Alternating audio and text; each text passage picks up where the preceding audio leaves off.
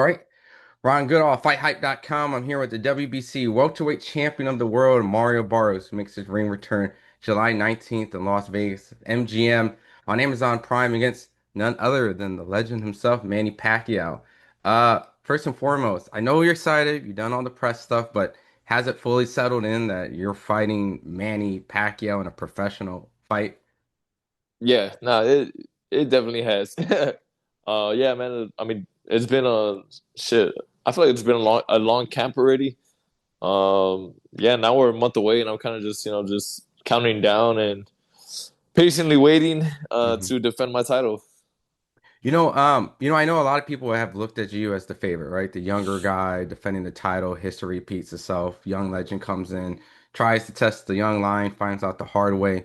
But when you look at this, do you see it similar? Not like in kind of a fashion like because he's older, but just kind of the way where it's like he's kind of stepping in at a point where he probably shouldn't. Yeah. Yeah. I mean, I know me myself, right? Mhm. I don't see myself at 46 still trying to fight somebody for the title, right? But it's something he's trying to do. It's something he's trying to make history. So I mean, as a fighter, I respect it. But yeah, I mean, at the end of the day, man, he's trying to take he's trying to take what's mine, Mhm. and I feel like I'm in my prime right now. Mhm. Um, and yeah, it's just it's just business, right? It's not personal. It's just like it's all respect. It's all respect. It's all smiles, but it's not gonna be on fight night. When you was watching boxing through the amateur and stuff, like was Manny Pacquiao one of those fighters that like was one of your favorite fighters, kind of like someone that you watched religiously or no, or just a guy that you just appreciated, in the sport, but wasn't like your sole one or two, how some people kind of view like a Mike Yeah, Tyson, right? Or a yeah, Ali. yeah. No, yeah, he for sure. He wasn't one of my like one or two, but just as a fighter, like yeah, like I watched. Like I've been telling a lot of people, like, man, there's been a lot of fights I have rooted. I've been Team Pacquiao, and then there's been a lot of fights where I rooted against him. Because I grew up a really big Marquez fan. Like I grew up, like I followed all the Mexican fighters, and they called him the Mexicutioner, for a very long time. Yeah. So yeah, there's been a lot of fights where I've gone for him, and then there's been a lot of fights I've gone against him. But yeah, regardless, he just I was always one of those names. I have watched so many of his fights since like I can remember. So it's not gonna be like how Larry Holmes cried after he beat up Ali. It'd be more like Mike Tyson, fighting Larry Holmes for Ali, right? Essentially, you got a couple guys that you want to get back, Yeah, I'm for like, Pat. hey man, I'm like, I didn't forget what they used to call you. You know, I guess I wanted to, I guess, approach this kind of in an angle where, like, all right, a lot of people do view you as a favorite, but then there's some people who go, this Manny Pacquiao, right? And regardless of his age, and I know Bob Santos, your trainer, spoke kind of the same thing. He fought Ugas when he was preparing for Spence, this and that. Triangle theories don't necessarily work, but by all means, do you still view Pacquiao as much as a threat than any stage? I know he's a little bit older, but is he still that guy in your eyes that you feel like he can push you to maybe one of your toughest fights? I think so. And it's kind of just like one of those things. Like as a fighter, like I can't be here training, or I can't be here trying to push myself in the gym with like oh like he's this fight isn't gonna be hard, or like he's not as good as he used to be. Like nah, like I gotta like in my head I'm preparing for prime Pacquiao, like Mhm. regardless, and so like it doesn't even matter. Like yeah, of course it's like oh like can he still compete at that level. He's had a long layoff, he's 46, blah blah. Those are all questions they should have answered before they try to take this fight. Mhm. Now it's just like I mean it's business, and I'm still going in there with bad intentions. Like I've been saying, if at any point I see I got him hurt, I'm gonna try to get him out of there, because if the roles are reversed, he's gonna pull the trigger, like no doubt about it. So um yeah, I mean, he wanted this fight. He got it. Do you, in a certain way, because I know that. at a point people always want to gauge like their welterweight champions, right? And I know that you hear media, you hear whispers, right? Sometimes, it gets to your airwave. I'm sure you probably heard that some people might feel like Pacquiao's looking at you as like the easier of the welterweights or things like that. What do you think when people kind of say like this matchup kind of favors him a little bit? Um, Just just tune in on July 19th. that's Nah, fair. I don't know. There's always people that are talking, and it doesn't even matter if it wasn't Pacquiao, right? Like whoever I would have fought next, like I would have been hearing like, oh, like I would have been hearing it regardless. Like I'm gonna hear it every fight after this. There's Mhm. always gonna be somebody like doubting or somebody like saying something. It's kind of just like, yeah, I don't know. Like the last couple years for sure, it's gotten very like it.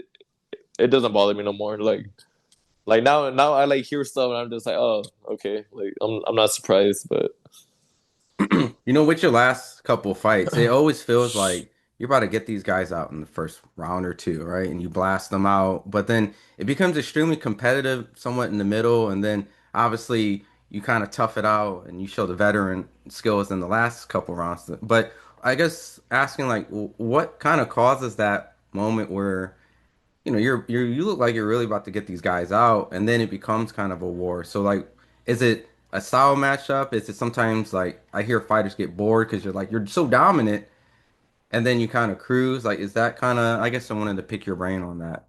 yeah. I think that like it definitely happens sometimes. Yeah, like sometimes, like you said, I mean, I'll find success early on, and then us as fighters, we're in there, we're constantly, making the adjustments, So yeah, I might be finding success right now, but then the person I'm fighting, might switch it up, start doing something a little different, and then they might start coming on. But yeah, it's just constant. I think that's just boxing, right? It's just like people talk all the time, like high speed chess. Hmm. It's just making those all those adjustments, round by round, in those little moments, and but yeah, regardless, though, I've always said, I'm the type of fighter. It doesn't matter what 100% is that day. That's what I'm gonna give, on the come fight night. Because I mean, there's a lot of times we wake up and on fight day, and we might not be the same 100% that we were, right, like a week ago, or we're not the same 100% that I was, like last fight. Hmm. But for me, it's like regardless, whatever it is that day, that's what I'm gonna give in that fight. Awesome. My last couple questions is just Pacquiao seems to be a guy that always starts really fast and kind of fades. And I know with his older age, kind of seems like kind of been the theme. He blasts Thurman in the first round, extremely competitive against Ugas in the beginning, and it became competitive later. Like, are you kind of expecting that kind of same kind of intensity? Because that's probably going to be his best moments. And do you feel like you can match his speed early on, where he might try to win early and then maybe coast if his gas tank isn't there? Yeah. I mean, we're definitely expecting, like him to be to come out, to come out come out blazing because I think that's like something he has always found a lot of success with, and just in all of his fights. I think it's just something he's used to, so it is something where like I am expecting. And not necessarily that, right? I'm like trying to match him, so because I'm not in there, I'm not gonna go in there and try to fight his fight. But yeah, I'm sure there's gonna be times where we're both sitting there, trying to throw some punches. Yeah, it's just me, my job going there and just beat me. No, I know I have 12 rounds to work with. Just go in there, just try to make him feel old, and just use the all the attributes that I have. Um, and yeah, I think everything I'm working on in the gym right now with Bob Santos and Richard Barrientos, I think we have a really sharp game plan, and it's just my job, to go in there and just execute. Awesome.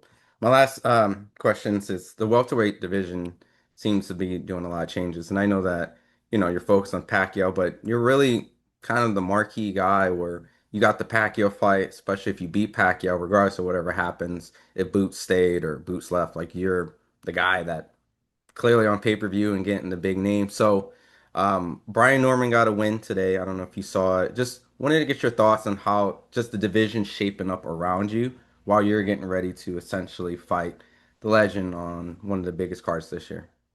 Yeah, I think that man. I think that's like the funny thing, man. Like the divisions are always like it's always like constantly moving, and that's what I think a lot of people don't understand. Like yeah, things a couple months ago it was looking like it's gonna be Boots and Norman, were like yeah like the two main guys. Now Boots, I think yeah he's moving up, or he announced he is.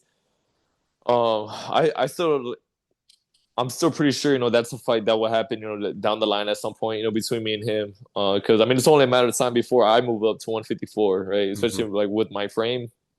It's just right now, I'm making it comfortably. So, my focus is on the welterweight division.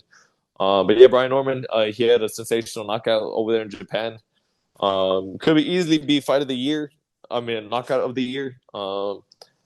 But yeah, the goal for me still remains the same. I mean, just go out there July 19th, do what I can, to make sure I keep the title in San Antonio, and then yeah, I want to continue, fight the best, bring those exciting fights, and unify the titles, whichever way that is. But Awesome. Well, before I let you go, for the fight fans that are watching this July 19th, Amazon Prime, if not Las Vegas, MGM, it's the place that he's always there. It's going to be a lot of Filipinos, but a lot of Mexicans. And, obviously you in Vegas, it's going to be a mixed crowd. Stack card of a lot of action-packed fights where I know you're going to watch to get you motivated. But what do you want to tell the fight fans that'll be tuning in on this kind of historic title defense against a legend who just got inducted in the Hall of Fame and now wants to go after your title? yeah, just I'm gonna tune in, buy your tickets if you're going to the fight. It's honestly, the ticket prices are pretty crazy. I was looking at the prices. I'm like, nah, that's rich Asian money that's gonna be in those seats. I'm like, man, I'm like, you know how hard it is for me to try to get like homies at most of my fights, let alone this one. I man, straight up, I told all my homies, I'm like, dude, I'm like, don't even bother, throw a barbecue like back at the crib and invite like. I know I'm not supposed to be saying this because I'm supposed to be like selling tickets or whatever. But yeah, no. As tune in if you're going to buy your tickets. It is gonna be a great night of boxing, man. The card is stacked. You got the bro Brandon Figueroa, right? He's opening the card. I got a Pitbull, got Sue and Fundora. I think from start to finish, man, this is gonna be an exciting night. But yeah, man, I'm defending against a legend and it's huge. So Mhm. yeah, tune in, especially all the people, all the doubters. Make sure you tune the fuck in. But yeah, Awesome. Well, appreciate the time and congratulations on this opportunity. hey, Aaron, I appreciate it, man.